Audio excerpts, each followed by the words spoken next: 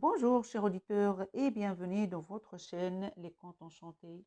Aujourd'hui, je vais vous raconter l'histoire de Mille et une pattes. C'est au ras du sol, dans l'herbe, que vit cette colonie de fourmis. Sans relâche, chacune ramasse des graines qu'elle dépose ensuite au creux d'une grande feuille au pied d'un arbre. Princesse Ata soupire un contremaître. D'après mes calculs, nous sommes loin d'avoir réuni la quantité exigée par les sauterelles. Tilt, une fourmi pleine d'imagination, présente à la princesse et à sa mère, la reine, sa dernière invention. Grâce à ma machine, nous pourrons collecter des graines en moins de 2. Encore une de tes trouvailles, Tilt, rétorque la princesse. Je crains hélas qu'elle soit aussi inefficace comme les précédentes. Vexée, Tilt s'éloigne et princesse Couette, la sœur du princesse Ata, le rejoint dans les herbes. J'aime bien tes inventions, dit-elle pour le réconforter. Mais tu sais, moi aussi j'ai des soucis. Je ne sais pas encore voler. Ça viendra, la rassure Tilt. Regarde cette petite graine. Elle est comme toi. Elle va grandir et ça sera bientôt un bel arbre. Quelle étourdie, s'exclame Couette. Ce n'est pas une graine, ça. C'est une pierre. Soudain, l'alarme retentit annonçant l'arrivée des sauterelles. Vite, Couette court retrouver sa mère, la reine, tandis que Tilt s'empresse de rapporter sa récolte. Dans la précipitation, il heurte la feuille avec le bras de sa machine. Catastrophe. Toutes les graines, jusqu'à la dernière, roulent sur le sol, puis tombent dans l'eau. Tilt n'a pas le temps de prévenir princesse Ata. Déjà le borgne, le chef des sauterelles, s'est introduit dans la fourmilière et réclame ses graines. Où sont-elles demande-t-il furieux. Comme d'habitude, sur la feuille au pied de l'arbre, répond la princesse effrayée. Tu mens. Pour la peine, j'exige une double ration d'ici à la fin de l'été. Sinon, il pourrait arriver malheur à cette charmante enfant. Menace le borgne en secouant brutalement princesse Couette. Après le départ des sauterelles, Tilt est aussitôt convoqué par la reine et son conseil. Écoutez-moi, annonce-t-il, je vais me rendre en ville et j'engagerai de gros insectes pour combattre ces bêtes. Le conseil réfléchit un instant, puis accepte sa proposition. Chacun est persuadé qu'il ne reviendra pas vivant de sa périlleuse mission. C'est dans l'indifférence générale que Tilt saisit son sac à dos et quitte la colonie des fourmis. Seuls quelques enfants assistent à son décollage à bord d'un pissenlit. Mon père affirme qu'il mourra à cause de la chaleur ou des oiseaux, annonce l'un d'entre eux. Oui, acquiesce un autre. Arrêtez de raconter des bêtises. Il est très malin et très courageux, grande princesse Couette. Loin de là, en ville, des artistes se produisent dans un cirque. Remboursé, hurle un spectateur exaspéré. Et toi, lance une mouche à Marcel, la coccinelle. T'es peut-être une jolie fille, mais t'es nulle comme clown. Ce n'est pas parce que je suis une coccinelle que je suis forcément une fille. D'accord? Quel monde ici, observe-t-il enchanté. Je n'aurais aucun mal à trouver des insectes assez costauds pour affronter les sauterelles. Tiens, tiens, les voitures s'arrêtent toutes devant ce bar. Allons-y, jetez un coup d'œil. Attablés dans un coin de la salle, les artistes du cirque font grise mine. La représentation a été un échec cuisant.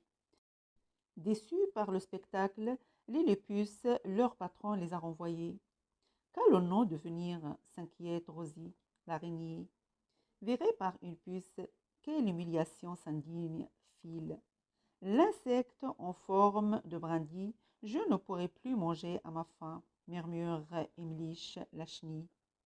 Préoccupée par son avenir, la troupe ne remarque même pas l'arrivée des mouches. Et bien sûr, celle-ci provoque à nouveau Marcel. Salut, jolie poupée. Je vous répète que je ne suis pas une fille, proteste la coccinelle. Désireux de défendre leurs amis, Les artistes se jettent sur les mouches et leur flanquent une bonne raclée. Et les félicite. Tilt, qui a suivi toute la scène, vous êtes formidable. J'ai une mission à vous confier. Heureux d'avoir trouvé un emploi, les artistes montent sur Cake, le scarabée, et s'envolent un peu à l'étroit vers l'île des fourmis. L'ennui, c'est que Tilt n'a pas été très clair. Lui croit avoir recruté une armée de gros bras, et eux comptent poursuivre leur carrière de vedette à la piste. L'arrivée de Tilt et de la troupe fait sensation dans la colonie. Les fourmis sont très impressionnées par la taille et l'allure de ces combattants. J'ai peur qu'ils ne nous donnent pas le rôle, murmure Phil. Vos amis les sauterelles tomberont à la renverse en nous voyant, promet Marcel, loin de se douter qu'on les prend pour des guerriers. Pour convaincre la princesse Atta, Tilt précise: ne vous fiez pas à leur bonne mine. Ces insectes nous aideront à nous débarrasser des sauterelles une bonne fois pour toutes. J'ai assisté à l'une de leurs bagarres et croyez-moi, elles ont une efficacité redoutable. Princesse Atta accepte l'idée de Tilt et organise une banquet de bienvenue. Tout se déroule pour le mieux jusqu'au moment où les enfants miment la prochaine bataille contre le gang des sauterelles. Ne regarde pas, dit Phil à Imlich, en lui masquant les yeux avec ses pattes. C'est affreux. Que sommes-nous venus faire ici interroge Rosie, bouleversée par la violence de la mise en scène. Sans plus d'explications, Tilt quitte le banquet et rejoint les artistes qui se sont éloignés très fâchés. Ne me laissez pas tomber, gémit la fourmi. Quand je vous ai rencontré dans le bar, j'ai cru que vous étiez les guerriers. Si vous ne m'aidez pas, je serai déshonorée, mais les artistes ne l'écoutent pas. Ne partez pas, supplie Tilt en essayant désespérément de les retenir. Cramponné aux longues pattes de Fil, les autres lui font lâcher prise lorsqu'Tilt se retourne et se met à hurler « Cachez-vous !» Intriguée par l'attitude de Tilt et des insectes, Princesse Couette les a suivis. Tout à coup, la tige de pissenlit qui la dissimule s'envole et l'emporte. Hélas, l'oiseau aperçoit la petite princesse et s'apprête à la croquer. « Saute sur moi !» lui crie Marcel, accouru à la rescousse. Depuis le sol, Princesse Atta observe la scène avec angoisse. Déséquilibrés, Marcel et Couette dégringolent et s'enfoncent dans une fissure du sol. L'oiseau tente bien de les attraper en grattant la terre craquelée, mais son bec est trop gros. Aussitôt, Tilt prend la direction des opérations. Émiliche et Phil ordonnent-ils avouent d'attirer l'attention de ce monstre. Nous nous chargeons de sauver Marcel et Couette. Dans sa chute, la coccinelle s'est blessée une patte. Shiva et Chichi, les deux punaises, installent délicatement Marcel dans un filet tissé par Rosie. Ne t'inquiète pas, Couette, la rassure Tilt. Grâce à Cake et Rosée, nous allons le sortir de là. En route, s'exclame Cake, et tenez-vous bien les uns aux autres.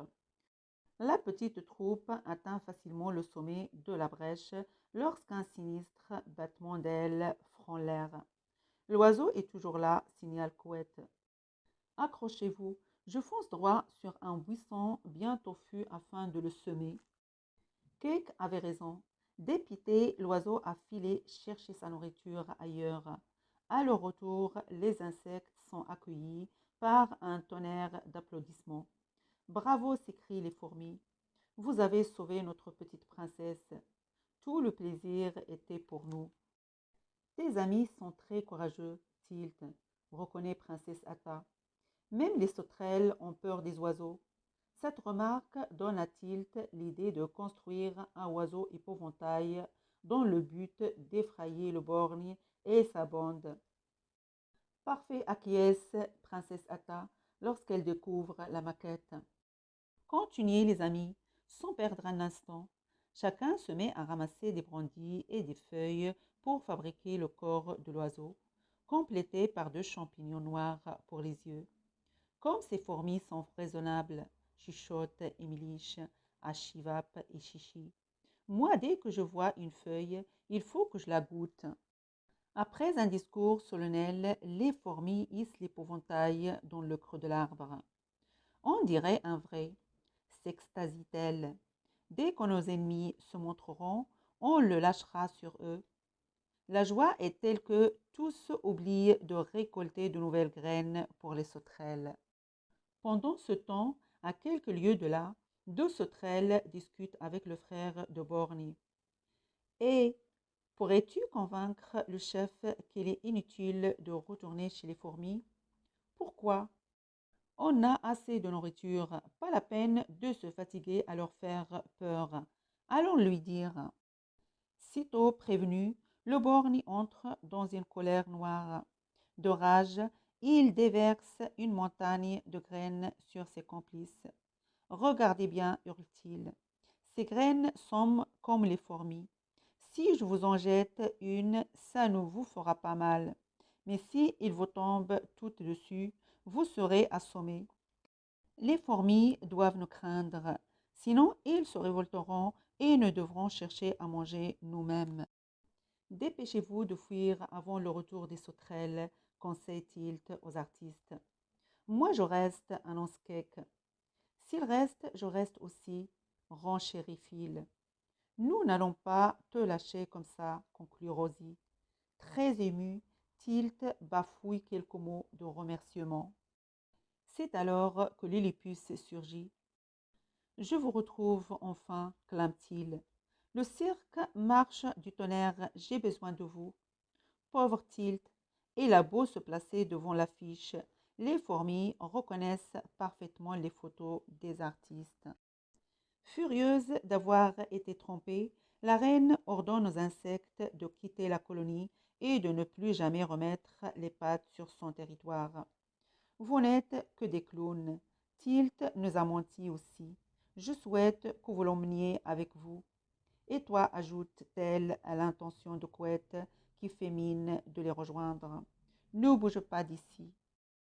Le lendemain, alors qu'un épais brouillard recouvre la colonie, le pas des sauterelles ressonne à nouveau sur le sol, tandis que les fourmis tentent de ramasser toutes les graines qu'elles peuvent trouver pour les offrir aux borgnes.